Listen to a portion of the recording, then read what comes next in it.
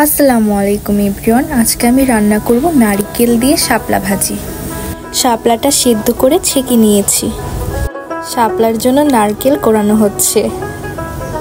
এবার প্যানে তেল দিয়ে দিব। তেল দিয়ে শুকনো মরিচগুলো ভেজে নেব। শুকনো মরিচটা ভাজা হয়ে গেলে এর ভিতরে দিয়ে দিব রসুন কুচি, তারপর দিব পেঁয়াজ কুচি আর দিব কাঁচামরিচ। কাঁচামরিচটা ঝালটা আপনাদের পছন্দ মতো দিবেন। তারপরে এগুলো আমি ভালোভাবে ভেজে নেব।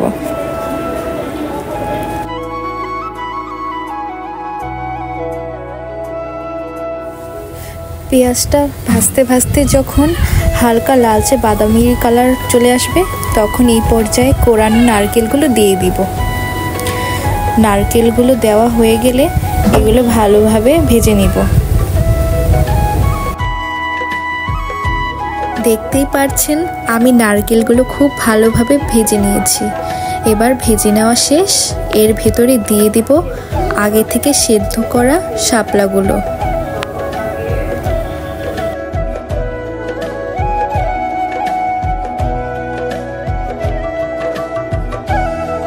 শাপলাগুলো দেওয়া হয়ে গেলে এবার স্বাদ মতো লবণ দিয়ে দিতে হবে। লবণ দিয়ে এগুলো ভালোভাবে নেড়ে চেড়ে নিতে হবে।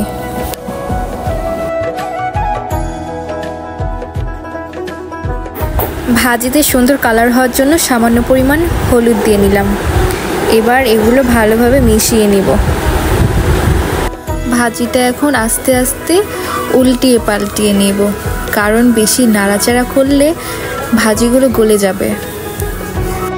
ভাজিটা প্রায় শেষ। এখন এগুলো উঠিয়ে নিব একটা বাটিতে। অল্প অল্প করে আমি একটা বাটিতে উঠিয়ে নিচ্ছি ভাজিগুলো। ভাজিটা পুরাই পারফেক্ট হয়েছে। দেখতে কত সুন্দর লাগছে, খেতে না জানি কত মজা হবে। এই যে নারকেল দিয়ে শাপলা ভাজির ফাইনাল লুক। আমার ভিডিও ভালো লাগলে লাইক, কমেন্ট, শেয়ার করতে ভুলবেন না কিন্তু।